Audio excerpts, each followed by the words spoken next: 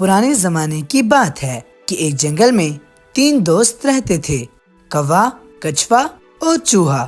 وہ تینوں آپس میں بہت اچھے دوست تھے، ہمیشہ ایک دوسرے کی مدد کرتے تھے۔ ایک دن جب وہ تینوں درخت کے نیچے بیٹھے باتیں کر رہے تھے، ایک ہرن ان کی طرف آیا۔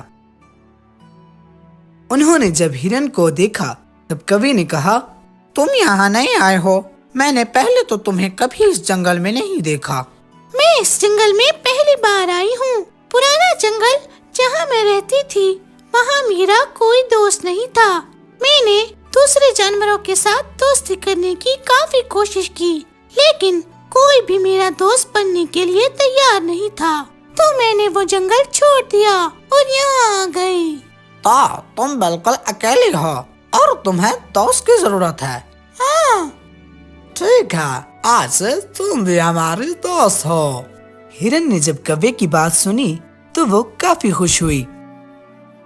وقت گزرتا گیا اور وقت کے ساتھ ساتھ ان کی دوستی اور بھی گہری ہوتی گئی۔ وہ چاروں سارا دن جنگل میں کھانا تلاش کرتے اور شام کے وقت اسی درخت کے نیچے آ کر ملتے۔ ایک شام ہرن وہاں نہیں پہنچی، جس کی وجہ سے وہ تینوں کافی پریشان ہو گئے۔ کوے نے کہا، سورج تقریباً غروب ہو چکا ہے، ہرن اب تک کیوں نہیں آیا؟ اسے پہلے تو کبھی اتنی دیر نہیں ہوئی۔ تم لوگ یہیں انتظار کرو، میں اسے ابھی ڈھونڈ کر لاتا ہوں۔ کوا ہرن کی تلاش میں ادھر ادھر بھٹکنے لگا۔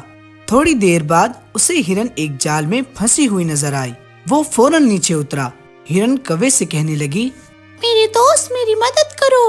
تم فکر مت کرو، میں کچھ کرتا ہوں۔ کوا وقت ضائع کیے بغیر چوہے اور کچھوے کی طرف واپس پہنچا اور انہیں ساری بات بتائی۔ ایک شکاری نے ہرن کو جال میں پھنسایا ہے، اس سے پہلے کہ شکاری واپس آئے۔ چوہے بھائی، تم آؤ اور اپنے تیز دانتوں سے جال کو کاٹ دو۔ وہ تینوں ہرن کے پاس پہنچے۔ چوہے نے جب ہرن کو جال میں پھنسا دیکھا تو اس نے فوراً اپنے تیز دانتوں سے جال کو کاٹ دیا اور ہرن کو آزاد کر دیا۔ ہرن آزاد ہو کر کافی خوش ہو گئی اور کہنے لگی، شکریہ میرے پیارے دوستوں، تم تینوں نے وقت پر آ کے میری جان بچا لی۔